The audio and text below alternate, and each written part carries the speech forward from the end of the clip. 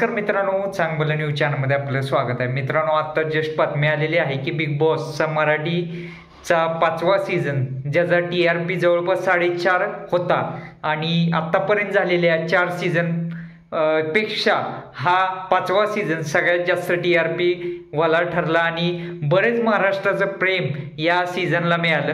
आणि नेमकं या वर्षीच हा बिग बॉसचा सीझन आहे तो 70 दिवस चालणार आहे. मित्रांनो, एकूण 90 दिवस हा सीझन चालतो, परंतु यावेळेस बिग बॉस मराठीचा सीझन फक्त 70 दिवस असणार आहे हे कन्फर्म झालेलं आहे.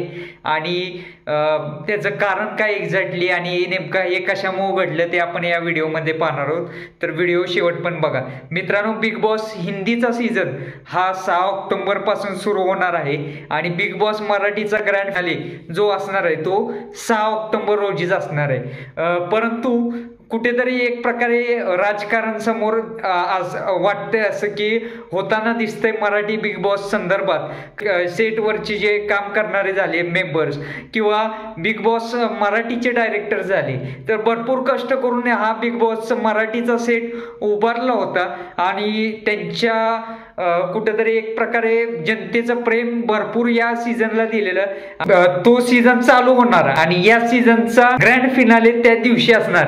यात कुठेतरी साम्य दिसतंय थोडंसं, कारण एवढा चांगला सीझन चाललेला, जवळपास 4.5 चा TRP या सीझनला मिळालेला, संपूर्ण महाराष्ट्रभर हा सीझन गाजतोय. तरी पण असं का बरं? कारण मराठी माणसाच्या पोटावरच पाय का, हे विचार करण्याजोगं आहे. आणि मेन म्हणजे जर मराठीचा सीझन चांगला चालू असताना हिंदीचा सीझन पुढं का नाही घेतला, जर त्यांना सीझन घ्यायचाच होता आणि जर समजा मराठीचा सीझन चांगला चाललाय आता, तर तो बिग बॉसचा सीझन बंद पाडण्यामागचं कारण काय? कारण जवळपास हिंदीचा सीझन आता चालू होणार आहे, त्याला नाही म्हटलं तर 500 ते 1000 कोटी पर्यंतचा खर्च झाला असणार 100%. आणि त्याला कुठेतरी नुकसान होऊ नये म्हणून तर असं करण्यात नाही आलं का, हे सुद्धा हा मुद्दा समोर येत आहे. परंतु जे काय झालं होतंय ते खूप चुकीचं होतंय म्हणावं लागेल, कारण महाराष्ट्रानं संपूर्ण जनतेनं या बिग बॉसच्या सीझनला प्रेम दाखवलंय. त्यामुळं एक प्रकारे या निर्णयाबाबत आपल्याला काय वाटतं कमेंट करून सांगा आणि व्हिडिओ तुमच्या मित्रांपर्यंत शेअर नक्की करा. धन्यवाद.